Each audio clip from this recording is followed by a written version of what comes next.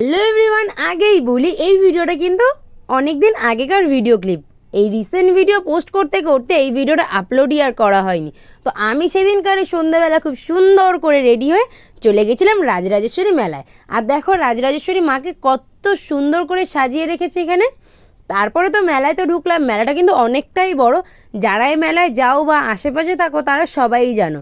আর মেলায় ঢুকে আমি নাগরদোলা দেখে তো নিজেকে আর সামলাতেই পারিনি। তাড়াতাড়ি করে টিকিট কেটে আমি উঠে পড়ি। কারা কারা নাগরদোলায় ভয় পাও আর কারা খুব মজা করো এটাকে কমেন্ট করতে কিন্তু একদম ভুলো না।